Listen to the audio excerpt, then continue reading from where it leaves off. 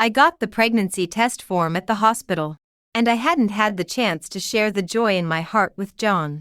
After being together for more than a decade, we finally had our own child. No one knew how much suffering I had endured for this child and how much I had been looking forward to it. However, the next second, an earlier pregnancy test form and an extremely disgusting video were sent to my phone. My heart immediately sank into an endless abyss. 1 minute later, I bent down in pain, and the pain, like countless fine needles stabbing me, spread all over my body. John, the man who had known me for 25 years and been in a relationship with me for 7 years, had already had an affair before our marriage. Enduring the pain in my heart and the churning in my stomach, I trembled as I walked to John's office, just wanting to figure out if this was true. I couldn't believe that the man who kept saying he would love me and take care of me for a lifetime could change his heart, especially when we had just got married and received our marriage certificate 2 months ago. At the door of the office, I finally realized I shouldn't have come. Brother John, when are you going to break it off with her? My baby is already 2 months old. I can wait, but the baby can't. Little vixen, do you really need that piece of paper? I've given myself to you. Don't be so greedy. Oh, how gentle John's voice was. I could remember it clearly even if he turned to ashes. The piercing pain spread from my heart to every part of my body. I almost couldn't stand steady, touching my lower abdomen. Tears silently streamed down my face. You shouldn't have married her. Why? Why did you have to get married? Yeah, why? John, since you already had someone else and didn't like me anymore, why did you still get married? Soon, I heard John's answer.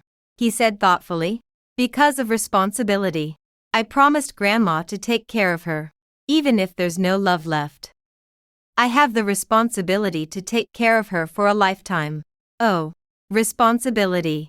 John, am I only worth responsibility in your heart now? I staggered out, feeling panicked. I didn't see the person coming towards me and bumped into Secretary King. Madam, why didn't you go in when you came? The door of the office was suddenly opened. Out of the corner of my eye, I saw John hurriedly walking out. I fled in a hurry, just not wanting John to see how embarrassed I was. Back at the new house I shared with John, I looked around. It was a 2-story villa. I and John were involved in the whole process from buying it to decorating it. This was our first villa after marriage and the result of our years of hard work. Both of us were orphans no one wanted. We were picked up by Grandma and she raised us frugally ever since. We grew up together. At 18, we established a romantic relationship. Grandma left when we were 20. Before she passed away, she held our hands and said, "You two must accompany and support each other and live a peaceful life together." At that time, John swore in front of Grandma that he would be good to me and love me for a lifetime, or else he'd be struck by lightning. In the following years, he was really good to me. I thought he had been good to me in the more than 20 years before I found out about his affair. He was always good to me from childhood. When we had no money, he would spend all the few dollars he had on my favorite fried rice noodles, and he would just have a packet of instant noodles. When it was cold and we couldn't afford a house with heating, he would hold me tightly in his arms to keep me warm and buy 2 hot water bags. One for my feet and one for my hands. After we had a little more money, he would buy me gold jewelry that I was reluctant to buy, saying it was my confidence. Even the name on this villa was mine alone. But how many years had it been since Grandma passed away? The oath was still ringing in my ears, but the person had changed beyond recognition. I used to think it would be like this for a lifetime. But now all that was left of him was responsibility. I didn't turn on the light and just sat on the sofa in a daze for a long time. Then I heard the sound of the door opening. John walked up to me cautiously. He should have felt a bit guilty and a bit in the wrong. Ivy. He reached out his hand to hug me. Get away. John, get away from me. I shouted and dodged to the side. This man was so disgusting now. Extremely disgusting. I smashed all the things in the hall that I could smash. The villa was in a complete mess. Was I not angry? Was I not resentful? How could I not be? He followed me around and let me vent. Finally, I slumped to the ground out of breath and cried my heart out. Let me explain. It's not what you think. It was just a momentary impulse. John, there's already a child. Is it still just a momentary impulse? He looked stunned. Obviously. He still thought I didn't know. You know. Of course. Your girlfriend told me. Her. I really didn't mean it. I'll ask her to have an abortion. Ivy. Forgive me. The man in front of me was very sincere and had a very humble attitude. I looked at him steadily and calmed down. John, you didn't say that in the office this afternoon. I was just confused for a moment. Ivy. Our relationship of so many years is incomparable. Yeah. It can't compare to your sense of responsibility. His pupils constricted slightly. There was helplessness mixed with pain in his eyes. Sorry. I shouldn't have said that. John. The first called him softly. He looked up. And our eyes met. I don't want to be your burden. And taking care of me isn't your responsibility. I can take care of myself. You shouldn't have lied to me. And you shouldn't have married me. John. The first hate you. I ignored him and got up to go back to my room. Maybe he was afraid of making me angrier. So he didn't follow me. After lingering at the room door for a long time, I heard the sound of the door closing in the next room. The next morning, I got up early as usual. I always got up early every day to make healthy breakfast for him. But I didn't expect that he got up even earlier.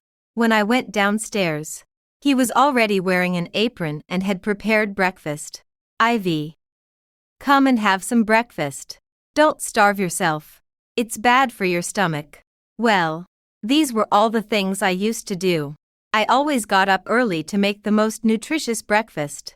After he finished eating, I'd tidy up and then do other things. I'd been doing this for years. I didn't even look at the breakfast and turned around to go out. He hurriedly took off the apron and followed me. Where are you going? I'll drive you there. I stopped and said, John, is this funny? He didn't expect me to say that and stood there stunned. He thought that because of our long-standing relationship, I would listen to his explanations. But I wouldn't. I could forgive other things. But not this one. Because of our long-term relationship, it was even more unforgivable. I left without looking back. I was distracted all morning. How could I stop thinking about it? How could I not be sad? We both came from poor families and had worked hard for many years to build a moderately successful company. After his company gradually stabilized, he said, Ivy, I don't want you to work so hard. Stay at home and relax. I can handle the company. I'll earn the money to support the family. And you just be beautiful. I was swayed by his sweet talk and gave up my high-ranking position in the company. I stayed at home and took care of all his daily needs. Once. For the company and for him. I drank so much that I had a gastric perforation and was hospitalized because I didn't want him to drink too much. He held my hand and cried, Ivy. I'll surely give you a good life in the future. I'll never let you down. Our first child was miscarried because of business entertaining. He also held my hand and swore that he'd never let me go to business dinners again. Later, when the company was stable, I was really no longer needed. And I became a full-time housewife. My whole life revolved around him. I thought we'd spend the rest of our lives like this. I never imagined that just 2 months after our marriage, the mistress called me and asked to meet in a coffee shop. She was arrogant on the phone. Ma'am, if you're too scared to meet me, forget it. What was there to be afraid of? I was the legal wife. Was I afraid of meeting the mistress? I held my head high and walked into the coffee shop and sat across from the mistress. I'd seen her before. She was just an intern who had been in the company for a few months. She looked innocent and petite, the kind of girl that men liked to protect. When she first joined the company, John always said she was stupid and couldn't do anything right. that she often messed things up. Since she's so bad, just fire her, I said casually. But John got nervous. She's just a kid. We should give her a chance. Isn't that how we got started too? Yeah, give her a chance. And she ended up in his bed. Actually, there were signs all along. But I trusted John too much and overestimated my position in his heart. Ma'am.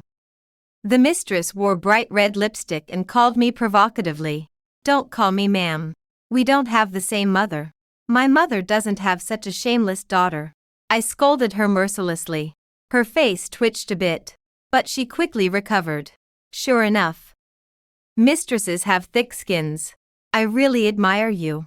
Even though your husband has slept with me and am pregnant, you still don't want to let go. Don't you find it disgusting? Ha. If you're not disgusted, why should I be? You knew he was my husband and still willing to sleep with him. You, even the mistress, with her strong mental fortitude, was offended. But I'm pregnant. Brother John said he'll divorce you soon. Since he's going to divorce me soon, then why are you coming to me? Just wait patiently. But let me tell you, he's the one at fault. He won't get much money. When the mistress heard that he wouldn't get much money, her face changed. Ha. Sure enough. A mistress who isn't greedy for money isn't a real mistress.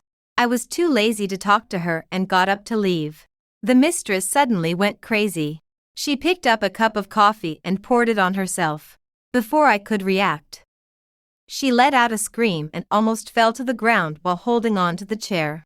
I was about to scold her for being crazy and staging a scene here, when I heard John's anxious voice from behind. Lily, are you okay? Are you okay? John suddenly appeared out of nowhere, put his arm around the mistress' waist, and comforted her softly. Brother John, the first just wanted to invite ma'am to have a cup of coffee. I came here to apologize to her, but I don't know why. The mistress paused sobbingly. Don't blame her. Maybe she was just too angry and hates me so much. John stroked the mistress' hair and looked at me with a vicious look in his eyes. Ivy, how could you be so vicious now? She's pregnant. If something happens to her or the baby, can you take the responsibility? It was so ridiculous. Why should I take the responsibility for a mistress? Why? John's cold and disgusted look in his eyes hurt me deeply. I stared at him for a long time until he lowered his head in shame. John Wilson, you'll regret this. I threw out these words, turned around, and left. The child of the mistress is just a joke. But in my belly, there really was a child once. Ivy Smith. He probably wanted to catch up to me. But how could the mistress let go? She clung tightly to his sleeve with a pitiful look. Trash. Jerk. Bitch. Just stay together forever. Stay together forever. In the afternoon, I went straight to the law firm. In the evening, when John came back, I handed him a divorce agreement. He looked very tired. I saw his hand clench into a fist. Pick it up and put it down. Pick it up and put it down. Finally letting out a long sigh. Ivy, must it be like this? What do you think? I don't want a divorce. Then if you break up with that mistress and abort that child, I might consider it. John hesitated. His hesitation was the last straw. I didn't want him back. I was just testing if he really had the heart to come back. The answer was clear. He didn't. Look at the agreement. If there's no problem, sign it. The agreement was very clear. The company was founded by me and him together. So naturally, the shares were split 50-50. Over the years, my shares had been diluted a lot. I knew that now I couldn't fight him. I could only depend on his conscience. In the end, I only asked for 30. Property. Cash. Everything was split in half. Any questions? I asked. No. This house is for you. Ivy. You need a place to stay too. Okay. I'm not stupid. I have no reason to refuse something given to me. He knew I had no other property here. But he was different. He could buy many more villas like this immediately. He slowly took the pen I handed him, thought for a long time, And finally signed. IV. I'm sorry. Take all the cash at home. Take the card. The card had 12 million in it. Our savings over the years. I accepted it without hesitation. When love is gone, you have to hold on to something. The next day, we went to the Civil Affairs Bureau together. Surprisingly, the mistress was already waiting there early. She seemed more anxious than us. John was really thoughtful. We just discussed the terms last night. And he immediately told his Lily Brown. What a good man. Good. Very good. The mistress saw us getting out of the car and quickly came over to grab John's hand. Husband, why are you so late? John wrapped her in his coat and said dotingly. Why are you here? You're wearing so little. Don't catch a cold. I missed you. The mistress nestled in John's arms, not forgetting to give me a provocative look. John, you dog. I cursed in my heart. Do you have to be this disgusting? Don't I have a heart? Won't I be sad? Damn it. We've been together for over 20 years. And it can't withstand these few months. Remembering the 2 hot water bottles from the past, I really wished I had never known him. If you drag it out any longer, the Civil Affairs Bureau will close, I said coldly. John reluctantly let go of the mistress and gently instructed. Be good. Wait for me a while. I started walking away. And John immediately followed, explaining to me. She's pregnant. A bit sensitive. Don't overthink it. I held back. The jerk and the bitch aren't worth my anger. Getting angry will only harm my health. Getting rid of him as soon as possible is my goal. Soon. The procedures were done smoothly. And next was a 1-month cooling-off period. At the entrance of the Civil Affairs Bureau, the mistress continued to provoke me. Big sister, want me to introduce you to a man? There's a security guard at our company whose wife just died. He's not too old. Only 40. And has a son. Look, since you can't have children anyway, why not make do? Damn it. I couldn't hold back. If the tiger doesn't show its might, you think it's a sick cat. I raised my hand and with all my strength, slapped her hard. The mistress' face immediately swelled up. Half red. She covered her face, crying and screaming for John to defend her. You just watch her bully me like that. Ivy Smith. You've gone too far. John was genuinely hurt. His Lily was wronged. How could he let me off? If you want to hit someone, hit me. It has nothing to do with her. I smiled and said, okay, then I'll hit you too. Another slap sounded. Ouch. My hand really hurt. John and the mistress both stared at me wide-eyed. Clearly, they hadn't expected me to lose my temper like this. Probably my calmness these days made them think I was really easy to bully. That I had no temper. Get lost. As far as you can. John, your things are all thrown at the door. Deal with it yourself. If you don't come to get them, I'll have the housekeeper take them away. John Wilson replied dully with an okay, saying he would come to pack his things soon. But Lily Brown was unwilling. What? John, you gave the villa to her? No. Why? That multi-million-dollar house. You gave it to her. Where will I live? She's a woman. I should cut her some slack. You're cutting her slack. But what about me? What do I do? John Wilson smiled apologetically, carefully coaxing her. I'll buy you another one. I'll buy you another one. I turned and left without looking back. Letting them bicker all they want at it had nothing to do with me. But before I left, I had to make John Wilson suffer. That afternoon, when he came to pack his things, I had already bundled up all his belongings and tossed them at the door. Coincidentally, my prenatal checkup report accidentally got mixed into his folder. I was sure he'd see it because it was an important document. Ha! John Wilson. Ivy Smith. Where are our wedding photos? He asked after finishing packing everything. How ridiculous. John Wilson. We're divorced. What do you need wedding photos for? He lowered his head and mumbled weakly. I want to keep them as a memento. Cut them up. I slammed the door shut and really did cut them slice by slice.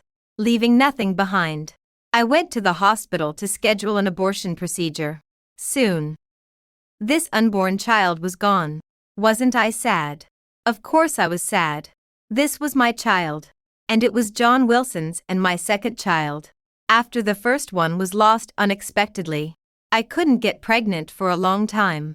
John Wilson often comforted me, saying, "It'll happen.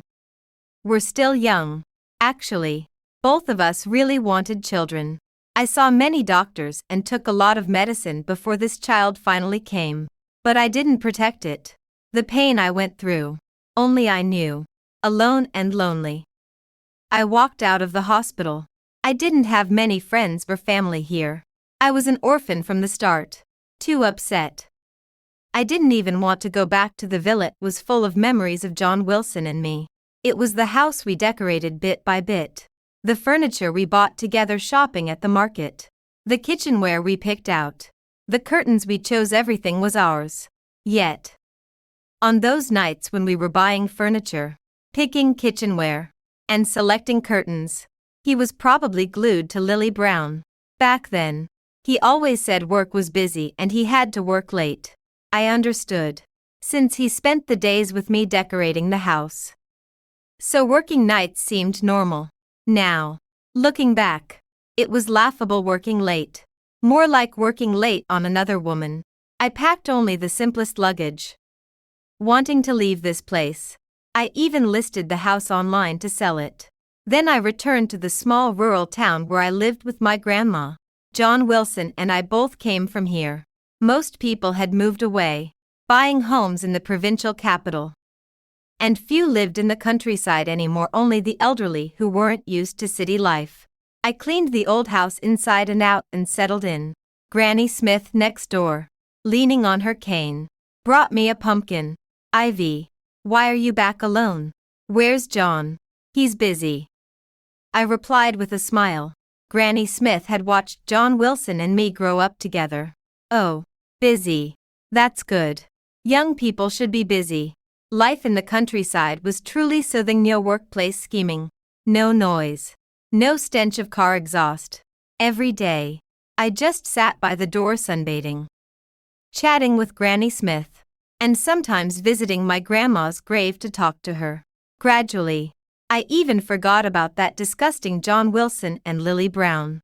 One day, while I was relaxing in a rocking chair enjoying the sun, John Wilson called after not contacting me for ages. I didn't want to answer, but he kept calling and calling. Spit it out. I sighed. No need to be polite with him. "Ivy, where are you?" He didn't sound angry at all. Instead, there was a hint of worry. I thought it must be my imagination. Just a trick of my mind. "None of your damn business." Of course it's none of our business. But we're worried you won't come back to sign after the cooling off period. Lily Brown's voice, still as sharp and petty as ever. I really didn't get John Wilson if he was going to have a mistress. At least pick a decent one. What kind of trash was this woman? Completely classless. Don't worry. I won't keep garbage in my hands. I'll be back then. I hung up, annoyed that my rare good mood was ruined. Not long after, another message came. Still from John Wilson. "Sorry, Ivy. Don't overthink it. That wasn't my meaning, it was Lily's. I just wanted to know where you went. I went to the house and didn't see you." I ignored him and tossed my phone aside. But he called again. Relentless. "Aren't you annoying?" I yelled into the phone. "Ivy, why didn't you tell me you were pregnant?" John Wilson on the other end sounded furious, as if I'd done something terribly wrong. So had seen that report finally. After all this time. Lousy timing. "Why should I tell you? That's my child. Why didn't you tell me?" I put the phone on speaker and threw it aside. "Don't you already have a child?" "John, don't be greedy. And I was going to tell you. But your mistress told me first." There was a moment of silence on the other end of the phone. Soon after, he softened his voice. "Ivy, where are you? I'll come to you. Let's have a talk again." "About what?" "You know, I wanted a child. I divorced you because Lily was pregnant." But now it's different. You have one too. Of course. I'll choose you. Ivy. We've had so many years of relationship. My heart is still with you. Oh my God. John. How could you become so shameless now? No need. John. Take good care of your child with your mistress. I hung up the phone. The child of his mistress. Huh. John. I've said you'll regret it. Time passed quickly. The 1-month cooling-off period was over. I informed John to meet me at the entrance of the Civil Affairs Bureau. He came quickly. And his mistress didn't come with him. He looked at me eagerly, his eyes full of nervousness and regret. Ivy. Let's not get divorced. Okay. Let's not. Let's be together well. Just like before. I smiled. What about your Lily? Will the 3 of us live together? I'll give her a sum of money. When her child is born, you can raise it. Okay. Just think of it as you giving birth to twins. My nose felt sour. Even though I had told myself not to be sad and not to be heartbroken for him anymore. John. What on earth is in your head? I also felt sad for myself. Why did I know him and fall in love with him for so long? I ignored him. With my insistence. The divorce certificate was issued quickly. There were no excessive procedures. On the red booklet. Marriage became divorce. John. Goodbye. I turned around without looking back. John stared at my back for a long time. In the following days, I decided to travel around. Anyway, I had tens of millions in hand. As long as I didn't waste it, it would be enough for me for a lifetime. Why should people make themselves so tired? However, I wanted to go out. But someone didn't want me to. David, the boss of the company that was John's arch enemy, stopped me in front of a villa that hadn't been sold yet. I was dragging a suitcase in my hand. What are you doing at my place? He leaned against the stone pillar at the door, holding a cigarette in his hand. Looking slovenly. I heard you divorced that jerk John. Yes. Come to laugh at me. No. Come to give you money? I was on guard. What do you mean? Nothing. Come to my company and be the deputy general manager. How about it? Not good. I refused him. I really didn't want to struggle anymore. I just wanted to lie flat now. You can make any request. I thought for a while and only said one sentence. Bring down Wilson's company. He laughed. Very happily and without any disguise. Deal. I officially started working at Johnson's company. On the first day, I posted a moment on my social media. The picture was of the office at Johnson's company, and the caption said, "Start anew." Many clients I used to cooperate with sent me messages, asking about my intentions. John was the first to call. Ivy. What do you mean? Nothing. I said calmly. Are you deliberately trying to disgust me? No. You're overthinking. Then is it because the money I gave you isn't enough? I can give you another few million. No. It's not that either. Then why? I paused for a while and said word by word. John. I just want to bring you down. I quickly hung up the phone because I heard Lily's voice. She said, "Why should you still give her money?" Huh? I don't want it. Bringing down Wilson's company directly will make me happier. David stood at the door and smiled at me. He really loved to smile. Come on. On your first day at work, the boss will treat you to a welcome meal. David took me to a newly opened luxury restaurant. I had never been here before. Since I became a housewife, I usually cooked nutritious and healthy food for John at home and rarely ate out. Soon after we sat down, I saw John and Lily also appear in the restaurant. The 2 of them were holding hands, looking very affectionate. John Wilson also saw me. The other woman whispered in his ear, and I didn't know what she said. But he angrily walked toward us. Ivy Smith. What a coincidence, he said. I ignored him and kept eating my food. No wonder you divorced me so quickly. You've already found someone else, he said sarcastically. We're divorced now. So whether I find someone or not is none of your business. John. Your Lily Brown is still waiting for you. John's expression changed, as if he couldn't accept it. David Johnson. Ivy just divorced me. How can you stomach this? Disgusting. It was too disgusting. I picked up my water glass, ready to splash him. But David held my hand down. Without another word, he dumped a plate of stir-fried pork with peppers right onto John's face. Wow. That was amazing. So satisfying. The oil and peppers slowly dripped down John's face, onto his white shirt and expensive suit. His eyes were stinging so badly from the peppers that he couldn't even open them. And he kept rubbing his face frantically with his hands. The more he rubbed, the messier and more painful it got. Incredible. Absolutely incredible. The other woman panicked and grabbed tissues to wipe him. But there was too much. Too much red oil, it just wouldn't come clean. David looked at me proudly, like he was seeking approval. Okay. Great job. Impressive. I gave him a thumbs up. Then went back to eating while enjoying the chaos unfolding before me. It felt so refreshing, both physically and mentally.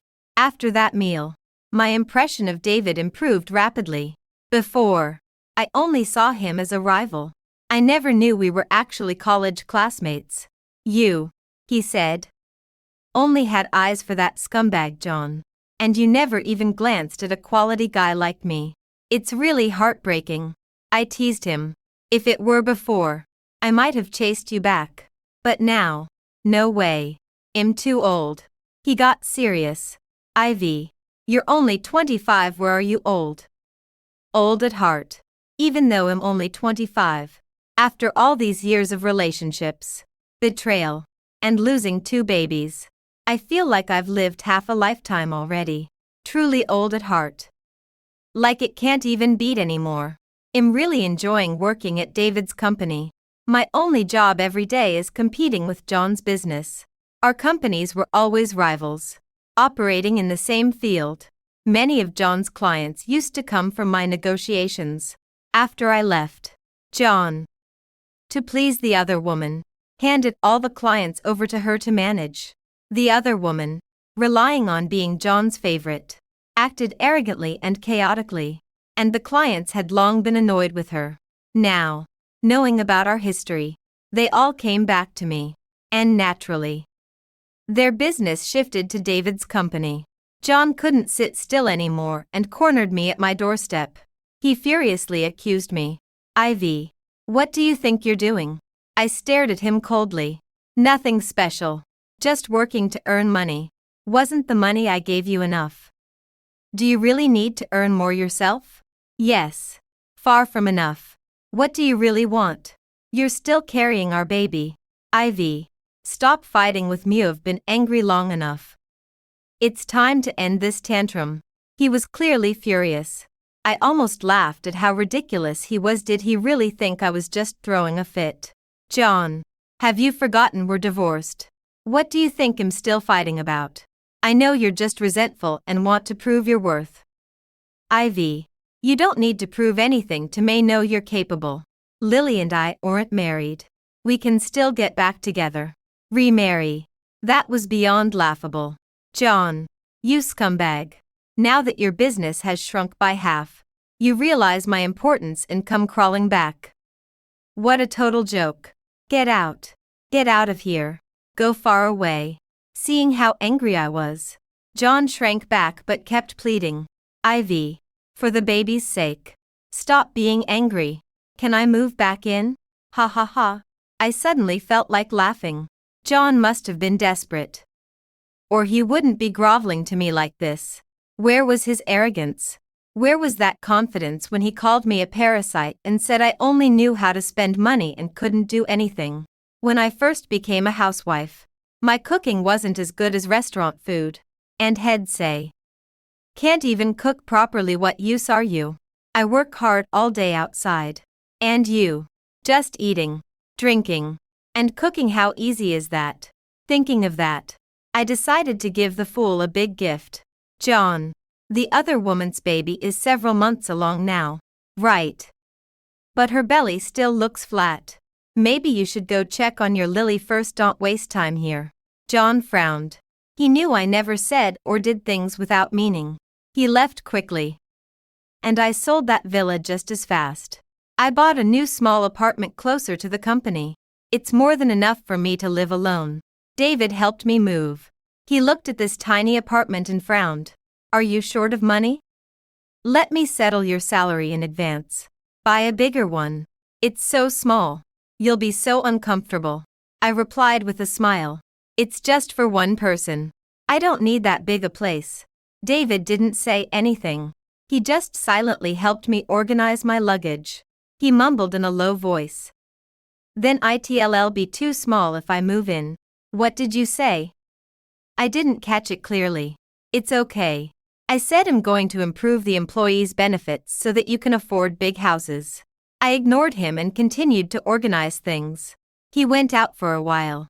I thought he was about to leave. After all, he's a big CEO. These things like organizing stuff really aren't his job. John would never do such things before. He always said that men should strive for careers outside, while women should take care of the family at home. But soon, David came back. However, he was holding a lot of things in his hands. Food and drinks, raw and cooked. As he was putting them into the fridge, he complained about how small my fridge was. I don't want to cook. I really didn't. I've been cooking for John for several years. I'm tired. I'll just take it easy. There's nothing wrong with ordering takeout. David didn't even turn his head. Don't worry. I'll cook. Before I could even open my eyes wide in surprise, he had already taken off his coat, rolled up his sleeves, and tied on the newly bought apron, and started cooking in a proper way. To be honest, a man cooking is really pleasing to the eye. He looks even more handsome than when he's working. After I almost finished organizing, he brought the meals to the table. There were 3 dishes and 1 soup, with a good mix of meat and vegetables. It was really good. Try my cooking. He stood by the table, rubbing his hands on the apron, looking like a child waiting for the teacher's comment. I sat down and tasted each dish and gave him a thumbs up. Not bad. You're quite good at it. I saw him let out a sigh of relief and then he casually sat down beside me. It's been so long since I last had a home-cooked meal that wasn't day by myself. Honestly, the feeling of eating is really more enjoyable than cooking. A few days later, John barged into my office with a stubbly beard. His eyes were red. He looked as pathetic as he could be. He knelt in front of me and grabbed my hand. Ivy. Forgive me. Let's remarry. Okay. What a joke. I pulled my hand back. I knew why he was doing this. It was because his mistress, Lily, actually wasn't pregnant. She just lied to him to get a divorce from me so that she could take my place. I overheard Lily saying that by accident. Ivy. I was wrong. I'm really wrong. Forgive me this time. I'll never betray you again. Never. I looked at this man who I once loved the most and had been with for 25 years. Tears welled up in my eyes. John, there's no chance between us.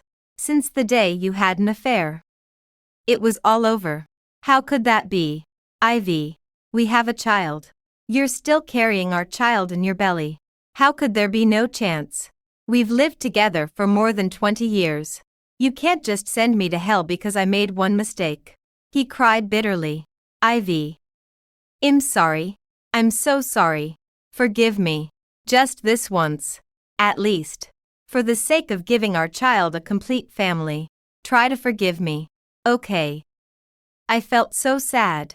John divorced me because of the child and now left Lily because of the child and wants to remarry me. Does he really like children that much? No. Now the child is just a part of his PUA on me. He just wants me to go back and save his company. I'm not a 3-year-old kid who can forgive everything just because of a piece of candy. I walked up to John step by step and said coldly, John, listen carefully. Our child, yours and mine, is already gone. It's over. John panicked instantly, even more than when he came. He would never have thought of this. After all, He knew clearly how much pain I endured and how many medicines I took for this child. Impossible. Ivy, you want a child so much. It can't be gone. Yes. I love children. That's because you wanted a child. I love you and I also wanted a child of ours. But that day, I was going to tell you. It's just that your mistress told me first that she was pregnant. John. Do you think I would keep this child after you had already abandoned me? Let him grow up in a world without a father. Don't you remember how we grew up and how we were scolded by others? So, I said every word clearly and let them all sink into his ears. Our child has been gone since the day I found out about your affair. John stood up like a madman. He grabbed me and shook me violently, as if he wanted to crush me and throw me into the trash can. He gritted his teeth and said, Ivy, you're so cruel. You're extremely cruel. Am I cruel? Maybe I am. But compared to bringing an innocent child into such a dysfunctional family, I just hope he can be reborn into a better family as soon as possible. It may not be rich, but it must be full of love, just like how sweet John and I used to be. Now it all seems so ridiculous. David pulled the crazy John away. I saw him take off his suit jacket, loosen his tie, unbutton the collar of his shirt, and roll up his sleeves. Finally, he punched John in the face again and again with a thud. John couldn't fight back. He wasn't even tall enough. Soon, he was beaten to the point that he couldn't even stand up. He looked at me pitifully, hoping that I could help him, but I just looked at him indifferently, without moving at all. When he left, he was so dejected. He was no longer the energetic John the first divorced. I sighed as I watched his retreating figure. Do you feel sorry for him? David Johnson asked. Serves him right. David's eyes crinkled with laughter. Yes. Serves him right.